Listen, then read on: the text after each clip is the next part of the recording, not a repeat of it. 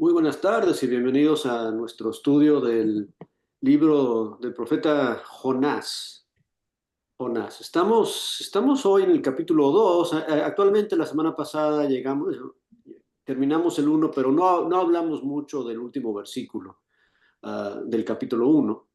Um, y para repasar un poquito, porque el 2 es cortito y lo vamos a ver rápidamente, pero acuérdense que Jonás comienza con desobediencia. Comienza con Jonás teniendo la oportunidad, la lección de obedecer o desobedecer a Dios, cuando Dios le dice en el versículo 2 del capítulo uno: levántate y ve a Nínive.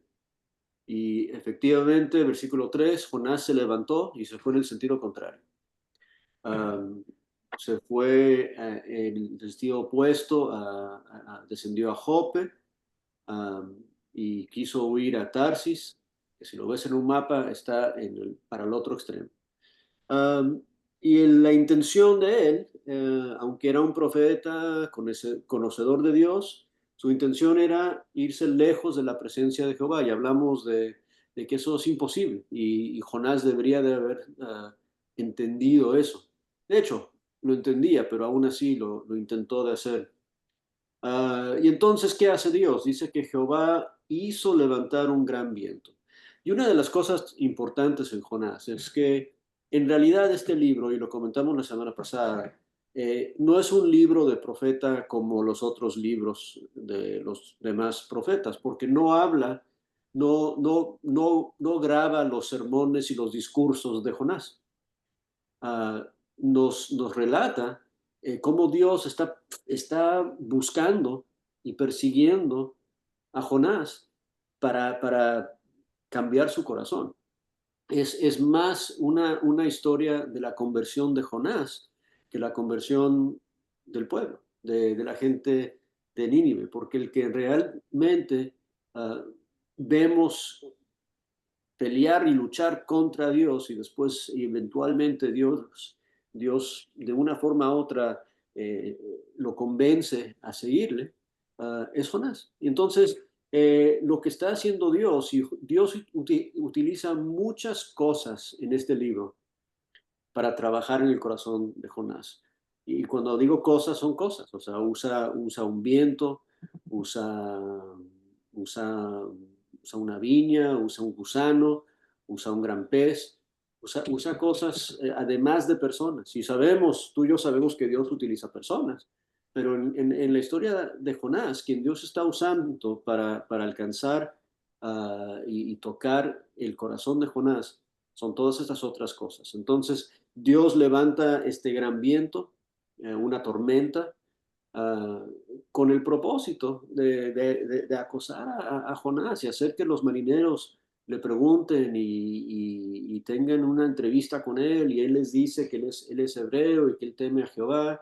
Y por fin, en los eventos del capítulo uno, impresionantemente, los que salen convertidos son los marineros, porque cuando arrojan a Jonás al mar y el viento se calma, los marineros, dice ahí el versículo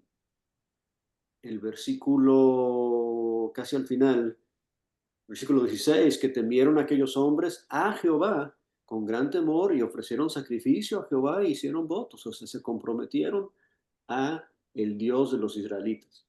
Um, ¿Y dónde está Jonás en todo esto? Jonás, lo que vimos desde el capítulo uno es que su trayecto, desde que el momento que Dios le dice levántate y ve, es que su trayecto todo es hacia abajo. Dice el texto que descendió a Jope, y después descendió al barco, y después descendió a la parte más baja del barco para dormir, y después es arrojado al mar y empieza a hundir. Y sigue hundiendo y hundiendo y hundiendo, y el trayecto siempre hacia abajo. ¿Por qué? Porque está en contra de Jehová, está eh, luchando en contra de él. Llegamos al versículo 17, donde terminamos la semana pasada, del capítulo uno, y dice: pero Jehová,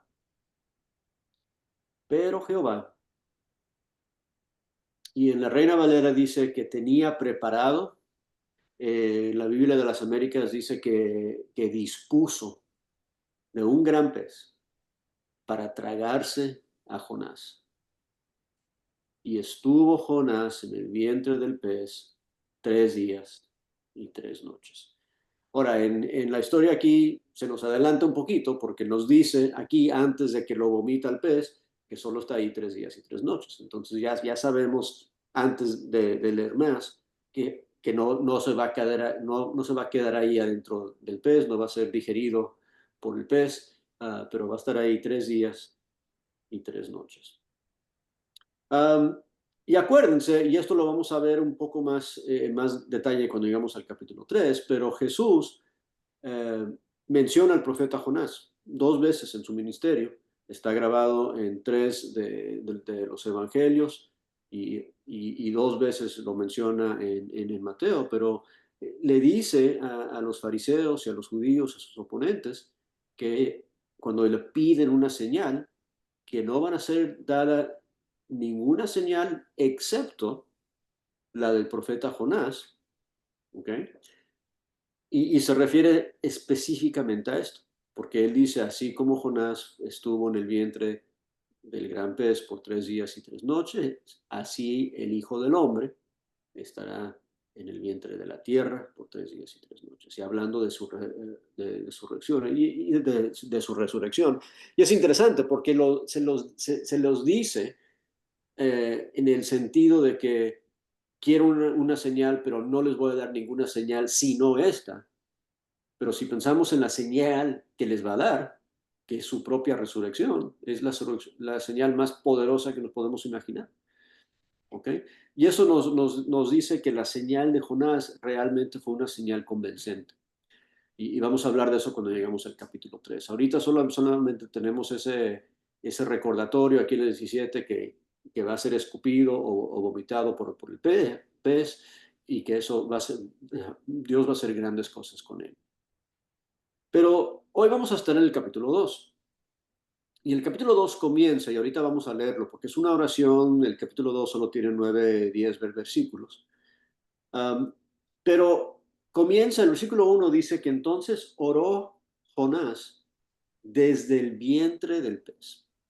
Y antes de leer la oración, porque el capítulo 2 es simplemente la oración que hace Jonás, ¿desde dónde? Desde el vientre del pez. Y antes de leer la oración, les quiero preguntar a ustedes, si ustedes estuvieran en el vientre de un pez, si un pez les hubiera tragado, ¿en qué condición de ánimo estarían? Súper asustado. ¿Verdad? ¿Estarían Muy, agradecidos? muy ¿Estarían asustado. asustados? ¿Verdad? Desesperado de estar Desesperados, ahí, oye, no puedo respirar. ¿verdad? Suena como una situación horrible, suena como una situación horrible, pero lo que nos vamos a dar cuenta al leer es que la oración de Jonás desde el vientre del pez es una oración de agradecimiento porque Dios le ha salvado. Y quiero que pensemos mucho en eso a la medida que vamos estudiando esta oración, porque a veces cuando nos encontramos en una situación, nos quejamos de la situación porque se nos hace una situación horrible, cuando en realidad esa situación representa la mano de Dios y la salvación de Dios. Y tenemos que entender eso. O sea, durante una tormenta, si eres arrojado al mar abierto durante una tormenta, ¿qué es lo que te va a pasar? Morir. Te vas a ahogar, Ahogarse. te vas a ahogar y vas a morir.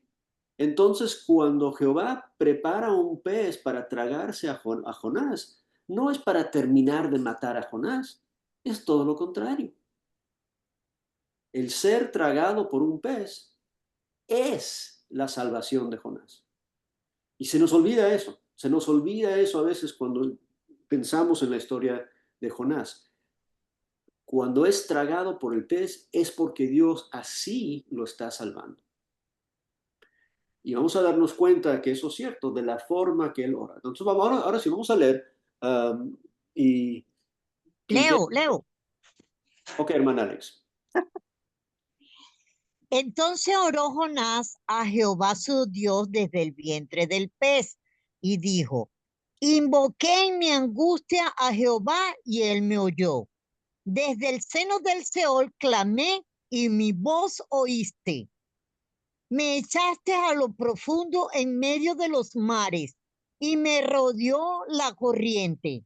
Todas tus ondas y tus olas pasaron sobre mí. Entonces dije, desechado soy de delante de tus ojos, mas aún veré tu santo templo. Las aguas me rodearon hasta el alma. Rodeóme el abismo. El alga me enredó a mi cabeza. Descendí a los cimientos de los montes. La tierra echó sus cerrojos sobre mí para siempre. Mas tú sacaste mi vida de la sepultura, oh Jehová, Dios mío. Cuando mi alma desfallecía en mí, me acordé de Jehová, y mi oración llegó hasta ti en tu santo templo. Los que siguen vanidades ilusorias, su misericordia abandonan. Mas yo con voz de alabanza te ofreceré sacrificios. Pagaré lo que prometí. La salvación es de Jehová. Y mandó Jehová el pez y vomitó a Jonás en la tierra. Ok, y vamos a dejar el 10 para la semana que entra, así como dejamos el 17 del 1 para verlo hoy. Quiero que nos demos cuenta de algo. Jonás ora mucho en su librito de 4 capítulos. Esta oración es por lo menos la tercera oración de Jonás. Y me puedo estar diciendo, pero en el capítulo 1 no vemos ninguna oración de Jonás grabada, y eso es correcto. Pero en el primer capítulo, acuérdense que los marineros le dijeron a Jonás que orara a su Dios, ¿verdad? Entonces, esa oración no está grabada y esperamos que Jonás oró a Jehová durante la tormenta, y así es como él supo para decirles a los marineros, arrójenme al mar. Pero aquí se refiere, cuando comienza esta oración, que había otra oración, que tampoco está grabada, pero se implica esta oración. Y esta es la oración que menciona en el versículo 2. Porque fíjense, el 1 dice que él oró desde el vientre del pez, y en su oración está reconociendo que Jehová escuchó su oración anterior. ¿Se dan cuenta? Dice, yo invoqué en mi angustia y Jehová me oyó. O sea, el pez que vino a tragarle fue la respuesta, no solamente a la salvación de Dios, como dijimos hace rato, pero fue la respuesta a la oración de Jonás. Porque mira lo que está diciendo. Él oró, antes de esta oración que estamos leyendo en el 2, él oró, dice, desde el seno de Seol. O sea, desde la tumba, desde lo profundo de la tumba. Dice en el versículo 3, me echaste a lo profundo, en medio de los mares, me rodeó la corriente. Las ondas y las olas pasaron, las algas que menciona estaban alrededor de mi cabeza en el versículo 5. Estaba hasta los cimientos de los montes. Él estaba hundiéndose en el mar. Y durante ese tiempo, según el mismo Jonás, ¿qué estaba haciendo? Estaba clamando a Dios, estaba orando. Y podemos hablar muy mal de Jonás, y de hecho vamos a tener muchas más oportunidades de hablar mal de él, porque Jonás no es un personaje muy agradable. Y es bien feo de la forma que se porta en el capítulo 4, y vamos a llegar ahí. No nos gustó de la forma que se porta en el capítulo 1 tampoco. Pero si queremos decir algo positivo de Jonás, y dijimos algo positivo de Jonás la semana pasada, que a pesar del hecho que estaba huyendo de Dios, todavía Dios lo utilizó para alcanzar a los marineros. Pero otra cosa positiva, otro buen ejemplo de seguir de Jonás, es que en su momento de angustia y en su momento de desesperación, y desesperación es cuando realmente no hay esperanza, cuando tú sabes que te vas a morir. O sea, imagínate, estás hundiéndote en el mar abierto en medio de una tormenta, y todavía se le ocurre orar. Todavía se le ocurre pensar en su Dios. y clamar a su Dios. Eso es un hombre de fe. Ese es un hombre que aunque conoce a Dios y no se porta bien, y aunque quiere huir de la presencia de Dios, y aunque no quiere obedecer a Dios, conoce el poder de Dios. Y en su momento más difícil, más imposible, él acude al poder de Dios y él clama a Dios y él busca la ayuda de Dios. Y en esta oración que está hecho ya después de que Dios le contestó esa oración, dice, me oíste. Versículo 2, la última frase del 2, Dios me oíste. ¿Y sabes por qué sé que me oíste? Porque me tragó este enorme pez y estoy consciente y estoy vivo y estoy despierto y puedo hablar y puedo pensar. O sea, me tragó el pez, pero no me comió el pez. Me estaba ahogando y aquí adentro del pez, no sé cómo, pero puedo respirar y puedo hablar y puedo orar más a ti. Y ahora mi oración, ya no te estoy pidiendo, Dios, que me ayudes, ya me ayudaste. Ahora mi oración es una oración de alabanza y de agradecimiento y de compromiso. Y ahorita vamos a hablar de eso. Y yo creo que eso es importante para nosotros otra vez, cuando pensamos en las situaciones en las cuales nos encontramos durante nuestras vidas, ¿verdad? No siempre estamos en la mejor situación, pero tenemos que acordarnos que la situación en la cual estamos, si estamos con vida, es porque Dios nos ha llevado hasta este momento y nos ha salvado hasta ese momento y podemos estar agradecidos que estamos ahí. O sea, a ninguno de nosotros se nos ocurriría darle gracias a Dios porque nos tragó un pez. O sea, eso suena como el castigo, pero no es. Él está agradecido con Dios porque yo no sé cuándo él empezó a orar, ¿verdad? Yo no sé si cuando estaba volando en el aire, cuando le hicieron una, dos, tres los marineros y lo arrojaron, ¿verdad? Y mientras estaba volando antes de que su trasero pegara al agua, que sí ya empezó a orar. O si empezó a orar, como dice aquí, cuando estaba empezando a hundirse, cuando ya no podía nadar más y empezó a irse debajo del agua. Pero su oración fue oída y su oración fue respondida, porque Dios envió ese pez que él ya tenía reservado, ya tenía preparado para tragárselo. ¿Verdad? Pero fue la respuesta, una respuesta a la oración de Jonás. El mismo Jonás que quiso a huir de su presencia. Ahora dice, Dios, ayúdame, Dios, sálvame. Y esa segunda oración de Jonás, que no está grabada, la oración antes que esa, es simplemente eso. Esa oración es, Señor, sálvame. Y no sé si recuerdan, la semana pasada hablamos de Jesús en la barca durante la tormenta con los apóstoles, dormido, ¿verdad? Y cómo él calma la tormenta. Pero hay otra historia de Jesús, no en la barca, durante una tormenta. ¿Se acuerdan? En Mateo 14. Y los apóstoles están remando en la barca durante la tormenta y ven a alguien ahí moviéndose sobre el agua. Y piensan que es un fantasma y es Jesús caminando sobre la superficie de las aguas. Y Pedro dice, oye, si eres tú, dime que yo venga a ti y yo también quiero hacer eso.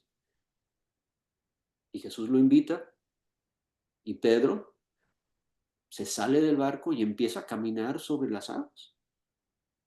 Qué tremenda fe. Y después nos dice el texto, ahí eso es Mateo 14, 22 al 33. Después dice el texto que se fijó, se dio cuenta Pedro en las olas y en los vientos, en la misma tormenta, y empezó a hundir. Y ahí está la oración, ahí sí está grabada la oración, porque Pedro dice, Señor, sálvame. Y la diferencia es que ahí el Señor no envió un pez para salvar a Pedro. Ahí Jesús extendió su mano y lo levantó. Después se subieron a la barca, se calmó la tormenta y estaban del otro lado. ¡Bum! ¿Verdad? Pero la oración es la misma. La forma que Dios contesta la oración es diferente, pero la oración es la misma. cuando te vas a morir, cuando te sientes que no hay otra esperanza, la oración de Pedro y la oración de Jonás, Señor, sálvame, y el Señor prepara una forma de salvar. Y para Jonás fue el pez gigante. Yo te voy a tragar con este pez. Y lo impresionante, otra vez, para mí, es que Jonás reconoce eso, reconoce el ser tragado como un pez, así como Pedro reconoce la mano de Jesús levantándole. Las dos cosas son la salvación del Señor. Él dice, gracias Dios porque me escuchaste, gracias porque me hiciste caso y estoy bien aquí. O sea, si la historia termina ahí para Jonás, estaría bien, porque ya le salvó Dios, ya está dentro, ya está con vida, ya no se va a ahogar, ya está bien. Ok, pero esta oración no solamente es agradecimiento, hay otros elementos interesantes en esta oración y ahora vamos a ver un poco más abajo en el capítulo 2. Los primeros 3 o 4 versículos de la oración describen su desesperación y su angustia, su estado mental mientras se estaba hundiendo, ¿verdad?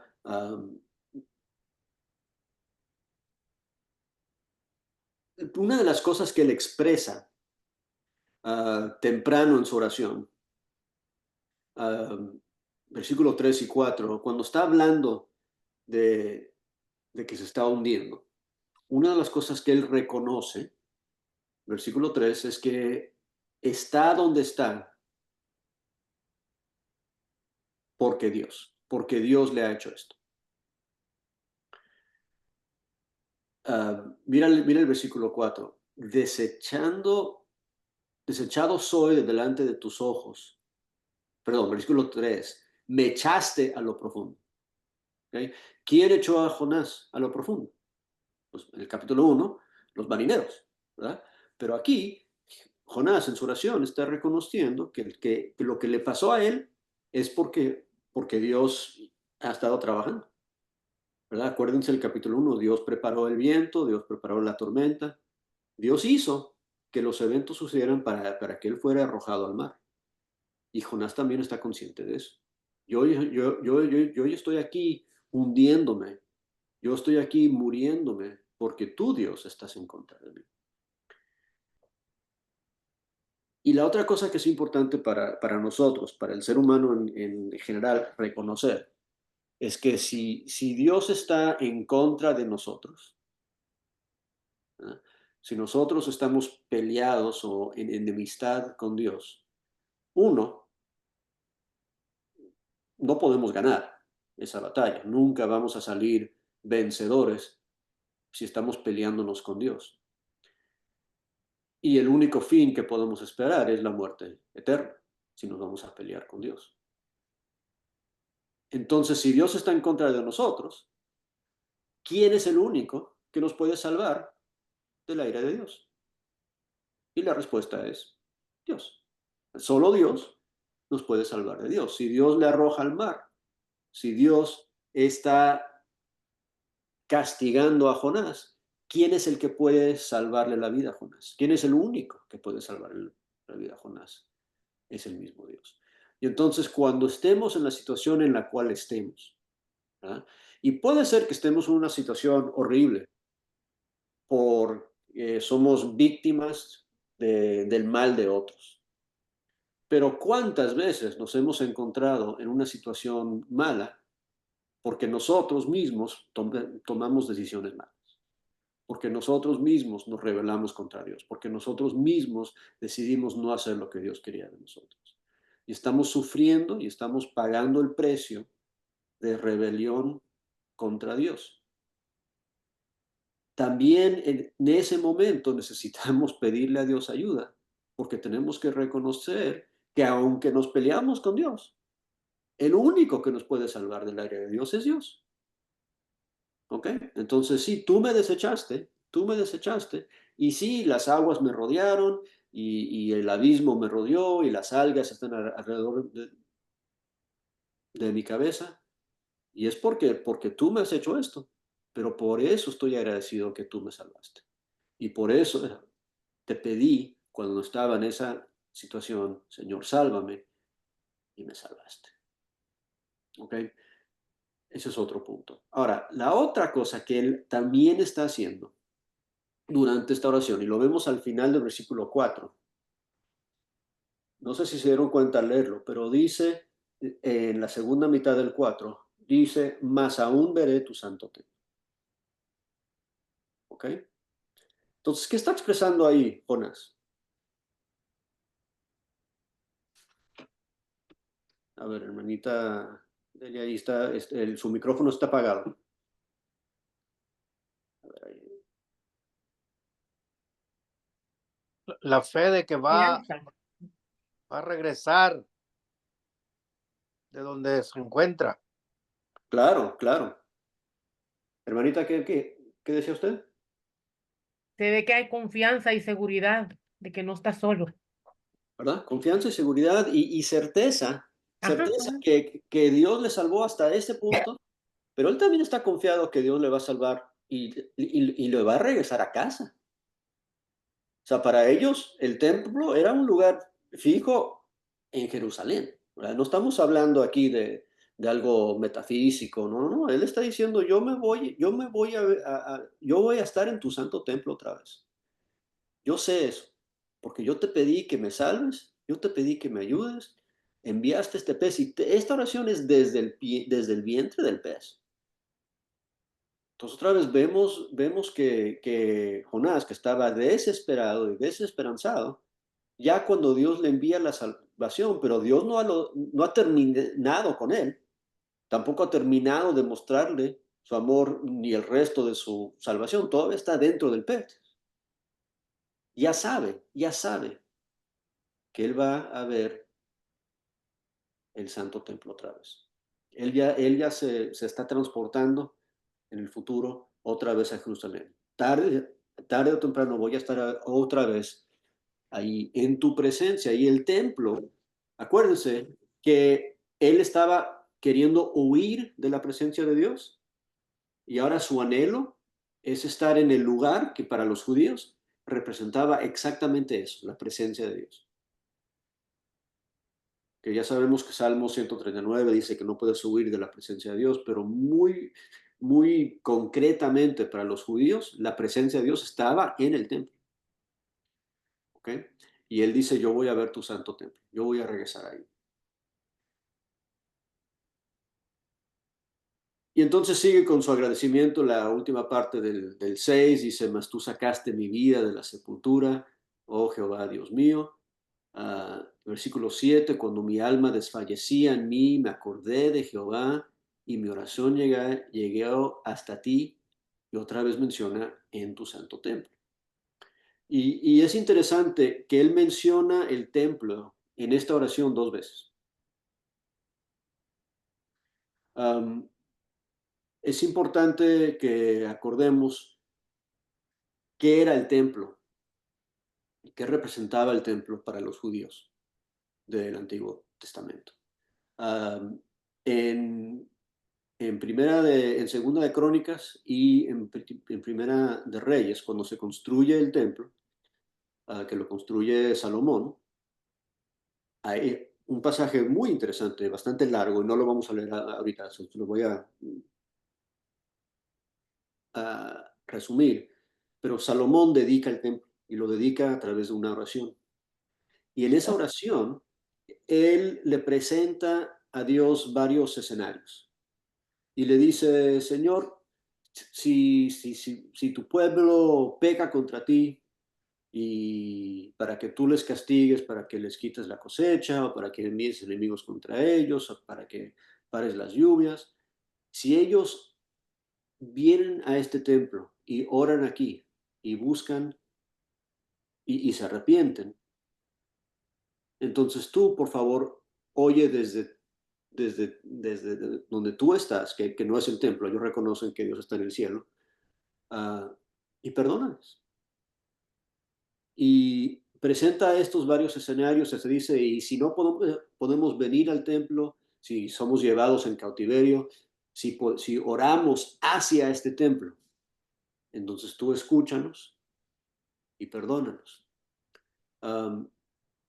Y después Dios le contesta esa oración, le contesta presencialmente a Salomón y le dice, ok, yo estoy aquí en el cielo, el templo va a ser donde están mis oídos y mis ojos, ¿verdad?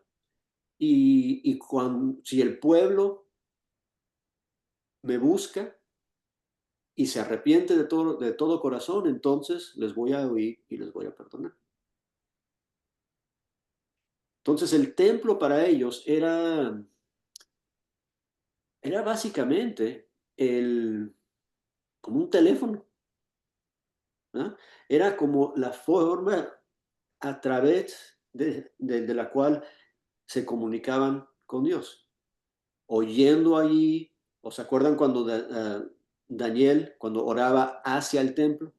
No lo podía ver, pero se enfocaba hacia el templo para hacer su oración, porque ellos entendían que el templo era el punto de conexión entre ellos y Dios. Ahora, eso es tan importante que Jesús en el Nuevo Testamento, él se compara a él mismo con el templo. ¿Se acuerdan que Jesús dice, destruye este templo y en 3 días lo levantaré? ¿Por qué? Porque Él es el intermediario entre Dios y el hombre. Ahora no oramos a través de un templo, oramos a través de Jesús. El que nos conecta al Padre es el Hijo. ¿Ok? Entonces, pero para alguien en el Antiguo Testamento, para un Jonás, decir, yo voy a ver tu santo templo, y mi oración llegó a tu santo templo, él está reconociendo que esa línea de conexión que Dios le ha dado, y la está aprovechando. Y entonces, en nuestros momentos de angustia, vamos a también recordar la misma cosa. No del templo en Jerusalén, pero de Jesús el Hijo de Dios. Y cuando estamos en nuestros momentos de angustia, vamos a recordarnos que vamos a ver la cara de Jesús. Y vamos a hacer que nuestra oración, versículo 7, llegue a los oídos de Dios a través de su Santo Hijo, ¿no? Por eso oramos en su nombre, ¿no? Y oramos a través de él. Entonces aquí está Jonás diciendo, mira, yo quiero ver tu santo templo otra vez, y mi oración llegó hasta ti en tu santo templo. O sea, el sistema de comunicación que tú estableciste, Dios, funcionó y me salvaste. Y qué bueno que me salvaste. Esta oración, entonces, ya lo mencionamos, incluye agradecimiento, incluye esperanza y fe. ¿Ok? Pero hay 2 elementos más, vamos a hablarlos, y estamos en el versículo 8 y el versículo 9.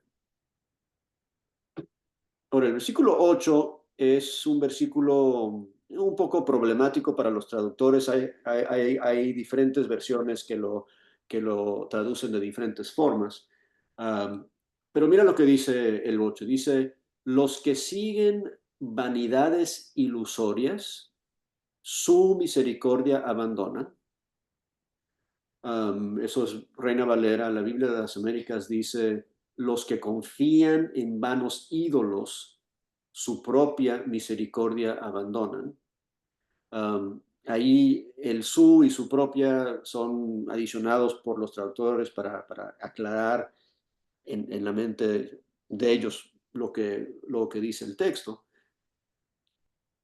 Pero lo que está en el contexto de lo que está pensando y diciendo Jonás, ¿verdad? Jonás no es ningún idólatra. Hasta ahorita nos hemos dado cuenta que Jonás, él ha tenido interacción con idólatras, ¿verdad? Los marineros en el barco eran idólatras, ellos estaban orando a sus dioses, pero fueron convertidos a reconocer que el único Dios que puede hacer algo es el Dios de Jonás. Va eventualmente a irse a predicar a idólatras en Nínive, en el capítulo 3.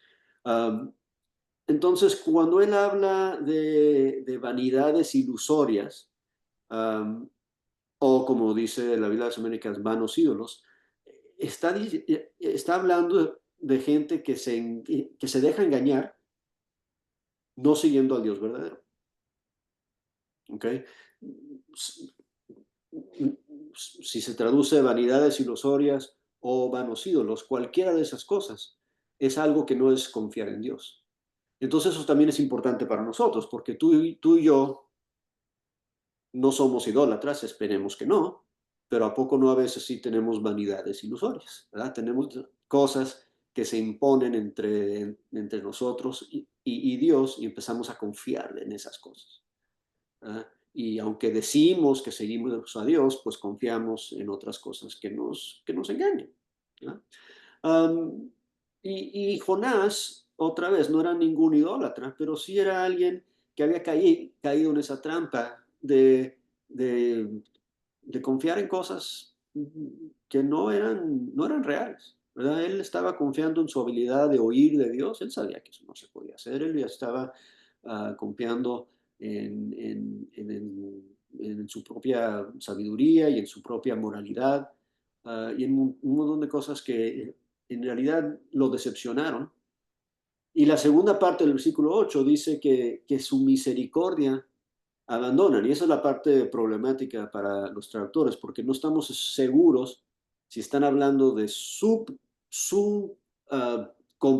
compromiso a Dios o que si están perdiendo la misericordia de Dios hacia ellos. Pero en realidad no importa, ¿verdad? Porque lo que está diciendo es que lo que causa esta situación es seguir las vanidades, seguir los ídolos. Y lo que eso hace es que te hace perder tu misericordia. Y la palabra ahí misericordia es esa palabra hebrea hesed, que tiene que ver con la bondad y el amor y la misericordia de Dios hacia uno, pero también tiene que ver con la fidelidad de uno hacia Dios. ¿Verdad? Y lo que dice es que si confías en vanidades, pues estás diciendo, yo no necesito ese compromiso con Dios. Yo no necesito ni la misericordia de Dios, ni el compromiso mío hacia Dios. Y entonces Jonás lo que está reconociendo a través de esta oración es que si se dejó engañar y si se quedaba ahí, él iba a desechar la misericordia de Dios. Pero qué bueno que no se quedó ahí. Qué bueno que en su momento de angustia se olvidó de querer huir de la presencia de Dios y dijo, Señor, sálvame. Qué bueno que cuando estaba hundiéndose en el mar y las algas estaban sobre su cabeza, clamó a Dios y Dios le oyó y Dios envió un gran pez para salvar. Entonces, qué bueno que la misericordia de Dios no le abandonó y qué bueno que en su momento de angustia él tampoco abandonó su compromiso con Dios. Y eso creo que nos ayuda a entender el versículo 9, porque el versículo 9 entonces, o más bien el versículo 9 nos ayuda a entender el 8, porque el 9 dice, más con voz de alabanza te ofreceré sacrificios y pagaré lo que prometí, las salvaciones de Jehová. Y esto es interesante, porque otra de las cosas, y ya observamos que la primera oración o la oración anterior de Jonás no está grabada, cuando él dice, Señor, sálvame, porque esta oración que está grabada es la respuesta de Dios a esa primera oración. Tampoco está grabado lo que él le prometió a Jehová. Entonces, posiblemente en esa otra oración, cuando estaba hundiéndose, le dijo a Dios lo que tú y yo le diríamos a Dios en nuestros momentos de miedo y de angustia, ¿verdad? Dios, si me sacas de esta, te prometo que, y llena el blanco, ¿verdad? Si me sacas de esta, te prometo que voy a ser bueno. Si me sacas de esta, te prometo que te voy a seguir. Te prometo que... Y entonces él dice, yo pagaré lo que prometí. Pues, ¿qué le prometiste, Jonás? Si no sabemos. No sabemos lo que le prometió Jonás. Pero él mismo dice, lo que voy a hacer es que voy a alabarte y te voy a ofrecer sacrificios. Yo voy a adorarte.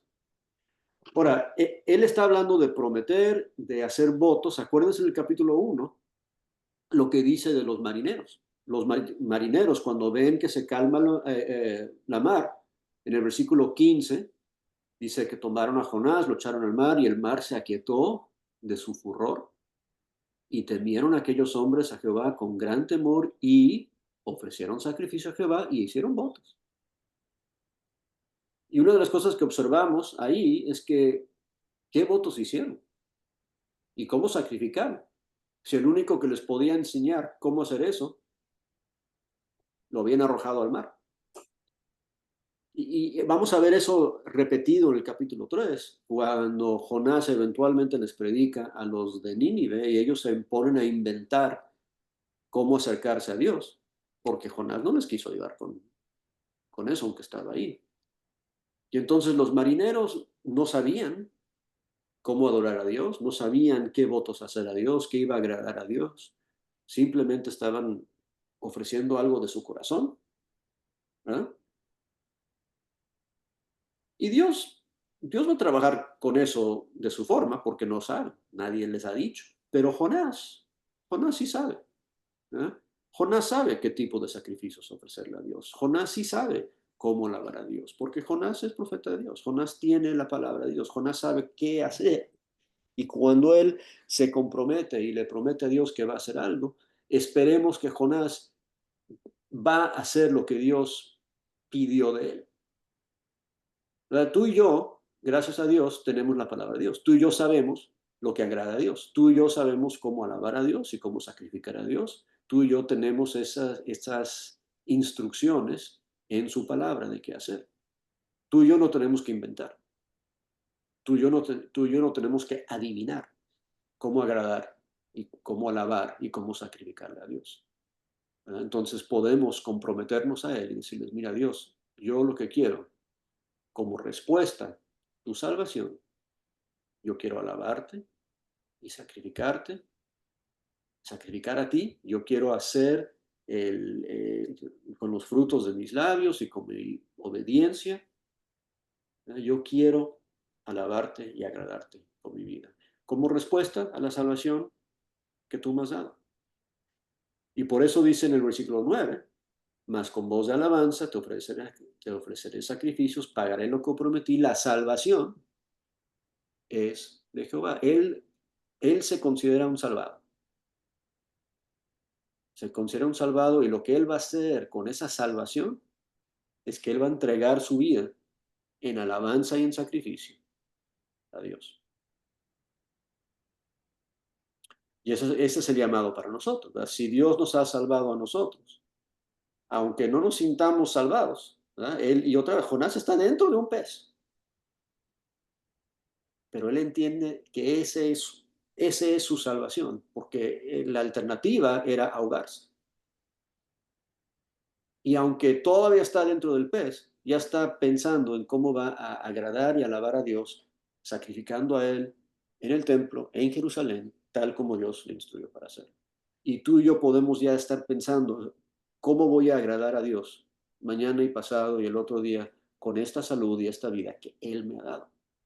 No importa la situación en que estés, no importa si estás enfermo y todavía estás enfermo, pero estás mejor hoy, en mejor posición hoy para agradar y obedecer y honrar a Dios con tus alabanzas y con tus sacrificios que en cualquier otro momento en tu vida.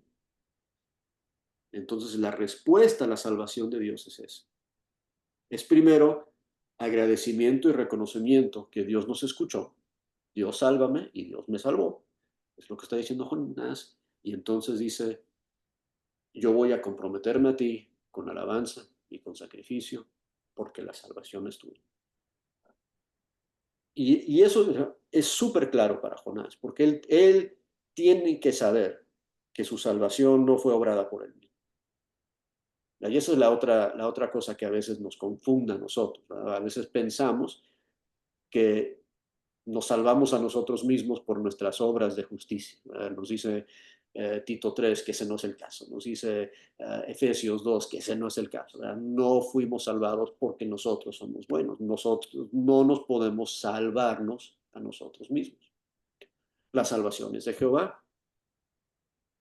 Y el caso de Jonás, eso es extremadamente claro y obvio. Si te estás hundiendo en el mar y alguien envió un pez para tragarte, eso no lo hiciste tú. Eso solo lo pudo hacer el poder de Dios. Pero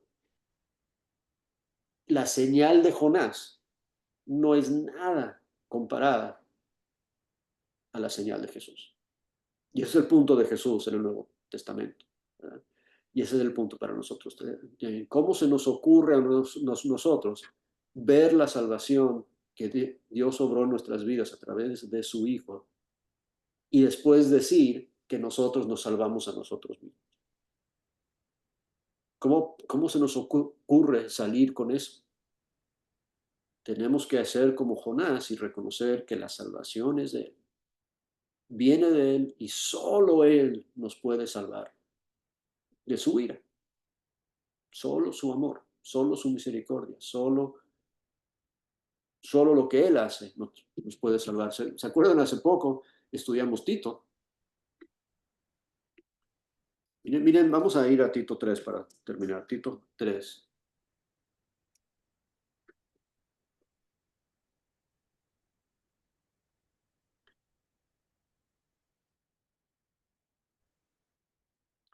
Versículo 4 dice, pero cuando se manifestó la bondad de Dios, nuestro Salvador, y su amor para con los hombres, nos salvó. Ese es el pez, viniendo a tragar. Nos salvó. No por obras de justicia que nosotros hubiéramos hecho, sino por su misericordia, por el lavamiento de la regeneración y por la renovación en el Espíritu Santo, el cual derramó en nosotros abundantemente por Jesucristo, nuestro Salvador. La salvación pertenece a Jehová. La salvación pertenece a Jesús. Solo Él nos puede salvar. Nuestra oración es constante. La oración de Jonás fue constante. Señor, sálvame. Durante su angustia, durante su hundirse en el mar, estaba orando. Y Dios le oyó. Y Dios preparó un gran pez para salvarlo. Y dentro de ese pez, antes de que el pez lo vomitó a la tierra, Él ya reconoce su salvación.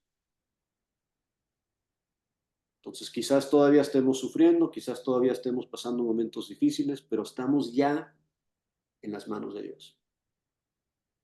Agradecidos debemos estar reconociendo que solo en Él está la salvación y nuestra respuesta es adorar, agradecer, sacrificarle con nuestros labios y nuestra obediencia. ¿Ok? El último versículo, que lo vamos a dejar para la semana que viene, del capítulo 2 de Jonás, después dice que Jehová mandó o ordenó al pez a vomitar a Jonás en la tierra. Y Jonás no le pidió a Dios, en toda esa oración, Jonás nunca le dice a Dios, oye, Dios, sácame de este pez. ¿Se dieron cuenta de esto? Jonás no le pide a Dios, sácame del pez. Jonás solo dice a Dios, gracias porque no me morí ahogado en el mar. La respuesta de Dios es, ok, pez, vomita a Jonás y después continuamos la semana que viene con la segunda oportunidad que Dios le da a Jonás de obedecer, porque después en el 3:1 dice exactamente lo que dice el 2:2, digo el 1:2, levántate y va a predicar. Y otra vez Jonás tiene la oportunidad de decir, voy a obedecer a Dios, sí o no, pero ya dijo, te voy a obedecer, lo dijo en su oración. Ok, vamos a dejar eso para la semana que viene. Tenemos 5 minutos, comentarios, preguntas, observaciones.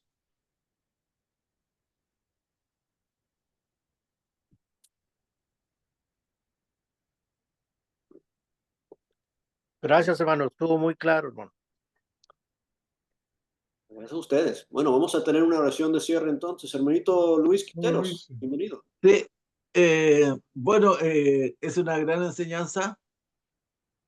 Particularmente podemos ver que Jonás sufría por una mala decisión. Y en Segunda de Reyes, en el capítulo 25, dice que no era cualquier persona. Jonás era consejero de Jeroboam II. Entonces, no era cualquier persona, pero lo que meditaba en este minuto era que Dios lo había mandado a predicar y él tenía resabio contra el pueblo de Nínive, por esa razón no se negaba a ir a predicar, entonces su porfía lo llevó a ese sufrimiento. El no querer obedecer y, y negarse, digamos, a hacer la voluntad de Dios y claro, tuvo que pasar por ese proceso y reconocer que Dios está por sobre mi voluntad, sobre mis prejuicios, mis paradigmas, porque el pueblo de Nínive odiaban, digamos, a los israelitas, pues, a los judíos. Entonces, él de alguna manera quiso tomar venganza, es lo que yo digo, a lo mejor para que ese pueblo no alcanzara la salvación o no recibiera el mensaje de salvación. Claro. Sí, Y vamos es a una ver. enseñanza para nosotros, para mí en lo personal, que a veces uno hace distingos y, y como que uno se siente más cómodo con alguien hablando del Evangelio y se niega a hablarle a otras personas por alguna razón Claro. que desconozco. Sí, Pero sí. son rezagos que tiene uno. Entonces, ahora, para mí está claro que si tengo que predicar, me da la oportunidad, tengo que hacerlo, independientemente de lo que yo quiera, diga o piense. Amén, amén. Y de hecho, vamos a hablar mucho más de eso en el capítulo 3 y 4. Gracias por tu comentario. ¿Alguien más?